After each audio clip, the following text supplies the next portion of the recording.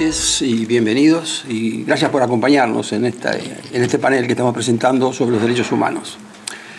Cuando uno habla de los derechos humanos siempre piensa en aquellas facultades, aquellas garantías que todo ser humano tiene por el solo hecho de su condición humana. A partir de 1945, cuando las Naciones Unidas decretaron una carta con los derechos del hombre y del ciudadano, se ha desatado una cantidad de recepción por parte del derecho positivo de estos derechos humanos, entre los cuales otro hito importante es que en el año 2001 la OEA decretó o emitió una carta interdemocrática, una carta democrática interamericana, en la cual específicamente los derechos humanos están contemplados como un elemento esencial y fundamental para la democracia. Y a partir de ese momento, repito, una gran cantidad de derecho positivo ha recogido estos derechos humanos como algo para ser protegido por el Estado. Pero hay otra visión, para mí mucho más profunda, de lo que son los derechos humanos, y que son la convicción que tenemos los que creemos en la libertad, que los derechos humanos son previos a la existencia de todo Estado y de todo Estado moderno. Es decir, todos los seres humanos hemos tenido siempre estos derechos, y mucho después recién el Estado apareció en condición de garantizarlos. Ya en la época de los griegos, Antígona le reclamaba a quienes dictaban las leyes en Grecia de que las leyes de los dioses estaban por encima de las leyes humanas. Inclusive el concepto de derecho de gentes, que era el que le otorgaba aún a los extranjeros ciertos derechos, aunque fueran extraños en una ciudad, como un derecho mínimo que cada uno de estas personas debían tener. Y creo que este derecho de gente fue el que luego fue la base del derecho internacional, el derecho donde no hay nadie que lo rija, pero sí un cierto mínimo de convenciones entre los diferentes estados. Creo que este es uno de los elementos a rescatar de este derecho, que yo creo que es la base, el derecho natural de todo ser humano a ciertas condiciones mínimas. La Escuela de Salamanca también planteó este problema de que no hacía falta un Estado para garantizar los derechos, sino que los derechos eran preexistentes a este Estado. Pero creo que la versión más clara de lo que son los derechos humanos fue esbozada por John Locke, cuando dijo que todo ser humano tiene derecho a tres cosas básicas: su propio físico, la vida, la libertad y el derecho de propiedad, que era solamente visto como un elemento para garantizar la libertad. Y esta fue la forma en que John Locke utilizó para poder legitimar el poder. El poder era legítimo solamente en la medida que ese poder existiera para garantizar estos derechos humanos. Y fue la Constitución de Virginia la primera que lo recogió, hablando de estos derechos como inherentes e inalienables y que fueran evidentes, concepto que después tomó la Constitución de los Estados Unidos y recién después lo tomó la Revolución Francesa.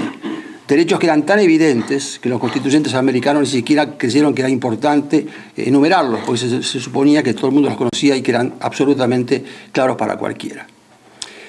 Esto es lo que ocurre hoy con los derechos humanos, pero quiero resaltar dos temas que sí me preocupan de lo que ocurre hoy. Estos derechos humanos básicos, estos derechos humanos que eran inherentes, eran fácilmente comprensibles. Y es lo que hoy se llama los derechos humanos de primera generación.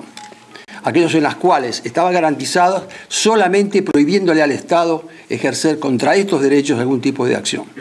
Pero posteriormente han aparecido derechos llamados de segunda generación y de tercera generación, que ya involucran o requieren una actividad específica del Estado para garantizarlos o para darlos. Estoy hablando de estos derechos que hoy se llaman el derecho a la vivienda digna, el derecho al trabajo, y que tienen la falencia, desde el punto de vista del derecho, que como no hay un sujeto obligado a cumplirlos, son declaraciones sin ningún tipo de asidero real.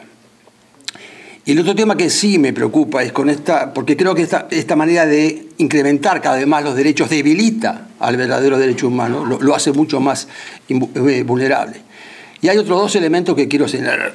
Uno es que frente al principio de no intervención de los Estados, un Estado no debe intervenir en los asuntos internos del otro, la primera grieta que se planteó fue precisamente la defensa de los derechos humanos en ese país por terceros.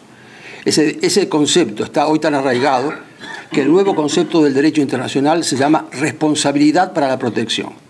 Es decir, hoy se está desarrollando un sistema de derecho internacional público en la cual los Estados tienen responsabilidad en 4 casos para intervenir en otros Estados. El primero, de hecho, es los derechos humanos. El segundo, el genocidio.